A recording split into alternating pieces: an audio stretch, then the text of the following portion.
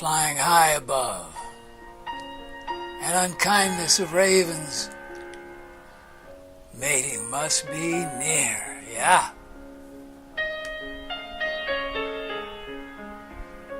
The I Ching, the Oracle. We come to this day for this week of July 23rd, 2018. Wow. Number 47, Kun, confinement. Above is Dui, open and responsive. Below is Kan, the gorge, the precipice. Yeah, calling you out, man. Bring old relationships to a close. Dismiss sadness. Gather energy for a bold move. For you are in a state of confinement, and words will not set you free. Shifting sands of change beneath your feet are stirring your psyche. On the road, you're going to meet guardians at the gates, the ones you wish to pass through, and you're going to be tempted by their praise and their offers of what you have desired, what you've dreamed of. Caution is called for. As you stand at the gate, there's been a breakdown in the code. Yeah, the code within language. You've made great efforts to communicate clearly and to purify your intentions and use your intuition. The work has been good, but now you're at your limit. You've pushed it, man. Come to stillness as busyness is all around you, and it has been deafening. It is sage advice telling you that you should proceed in your present state of mind. You'd fall back. You've exhausted yourself intellectually and emotionally, and you would not only be confined if you tried to move on this road. In the way you've been feeling, you'd be caught in a trap that no matter how hard you would try, you could not be released for a very long time. Often time is the elixir, but this time you got to look at it hard, look at the work. Moving without a proper plan at this moment, the ties that bind you would tighten, the muscles in the neck and the tension in your belly. These are messages as you pass through an imminent and somewhat treacherous canal of birthing. This birthing is not really symbolic. It's that of an improved self, the one you've been working on. And be free of the stale patterns that serve you no more. In the lessons of the Book of Changes, the I Ching, there's been great credence placed on being firmly in your truth in your communications with your tribe associates and in your relationships. And this was good. But times have changed. A cycle that has been difficult, that has contained many benefits, has come to an end. That cycle had called on you to be honest, forthright, and to communicate with clarity so that you can move toward and achieve your goals for yourself, for your community, for your tribe. Now, while in this current period of confinement, you're faced with adversity.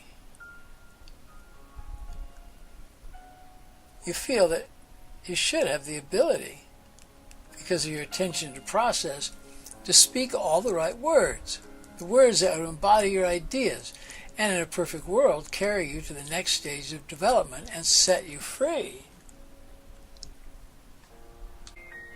But as this cycle ends, your words are not heard, or they're ignored.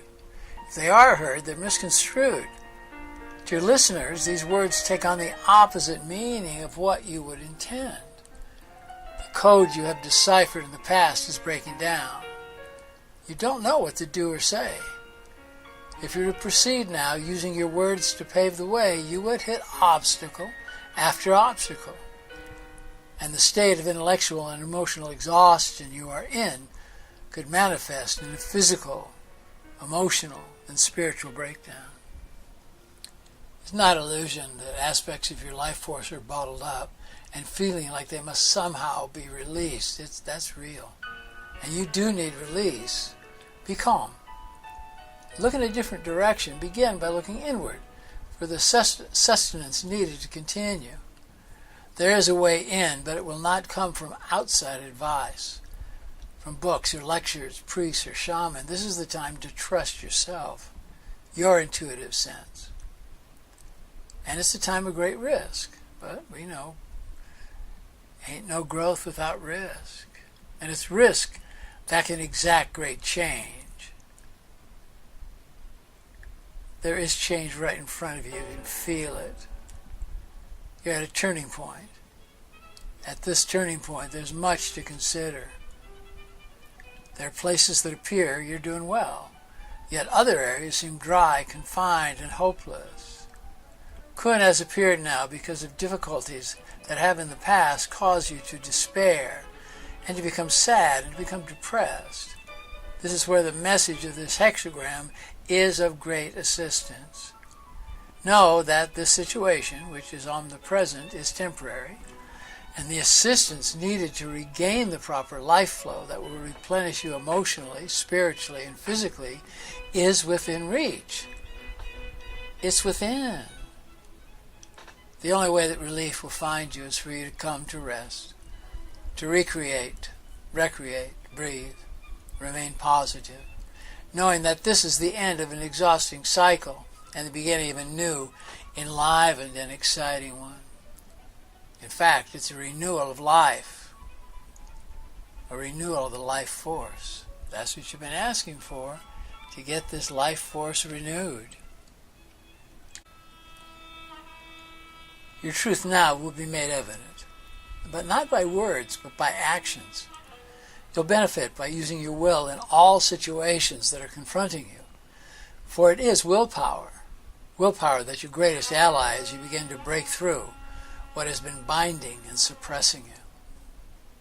It is a great frustration when your words are not heard, knowing the words you hear from others cannot be trusted on face value, so you must listen to decipher the code in words. This is very important. This is calling listening. You're in challenging times, and as you're regaining your strength, now you remember your sense of purpose. So now in stillness, make your plan. You must have a plan. And look inward for the strength to continue. This is where your greatness is. This is where you'll find it. The way to gain the strength that will release you and release the binds on your life force is to undertake a plan of rest and recuperation.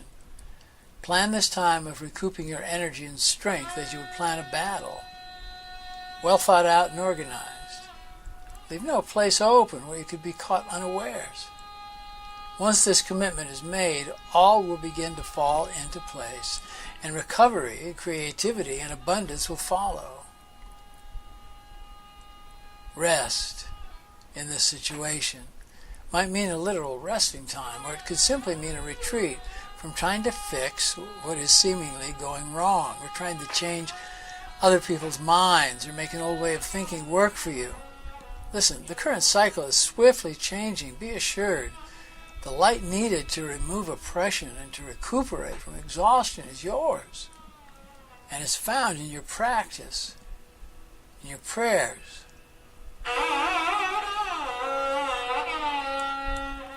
In your sutras. You will reap positive results from being in confinement and experiencing oppression. With care and compassion, you will breed great and useful creativity in the plan for your success and in honing your craft. You can now change your ways of handling obstacles and old, tired ways of thinking. Above all, do not let this confinement create anger, as that would be food for the negative ego and will cause you to become cynical or strike out by being vicious or by speaking words without compassion. If you take the road of vengeance, all would be lost, and you'd not be able to benefit from the teaching given to you in the wisdom that is there for you and that can be accessed within while enduring in this precious time. In your rest and retreat, you'll begin to hear, understand, and learn to speak the code of new language that will emerge in this coming cycle. Trust. This will put you at the forefront, at the head of the class, while others remain in their struggle, in their conflict, and in their fear. It is love that will remove fear. It won't be difficult.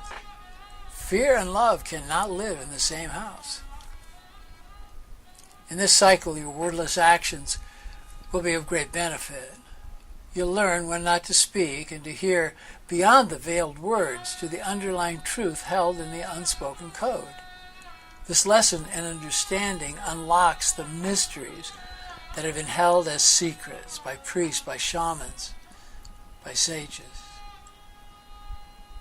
As this planet is moving into a glorious new age of enlightenment, lessons like these will integrate as you change your way of thinking, of speaking, and of listening.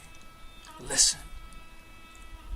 In these times, you'll have the opportunity to access help from unexpected places, and you will leave old, stale relationships behind as you move forward in your understanding of your sense of purpose and in forming new, positive associations.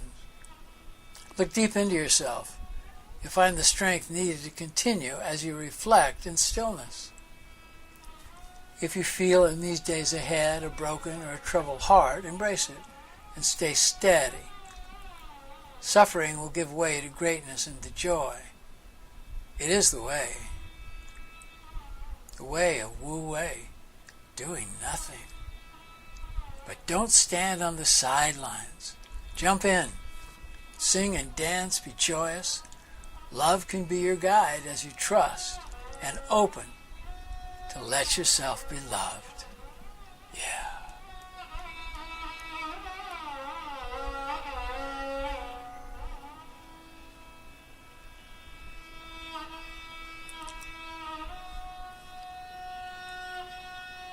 I'm learning this lesson for myself of rest. Taking care. So the I Ching speaks to us all this week.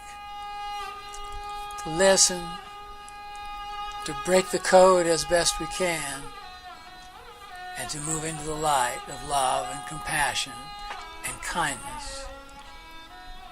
Let your watchwords be compassion, dignity, kindness, and integrity. There won't be any fear. All that will be left is love.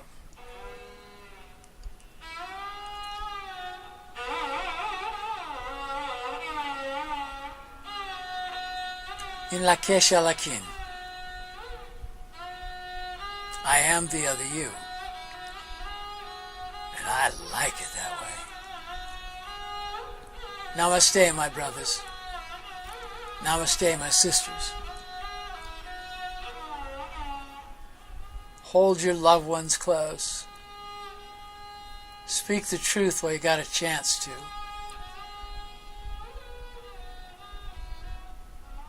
Flying high above an unkindness of ravens. Mating must be near. Yeah. All the sentient beings now are taking flight. It is time to mate. It is time to join the anima, the animus, in what Jung called conjunctio, and this is that time. Don't let it pass you by.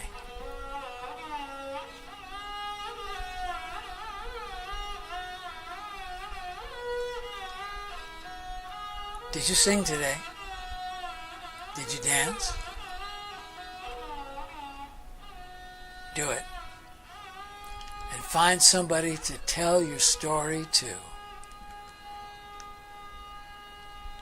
Blessings, y'all.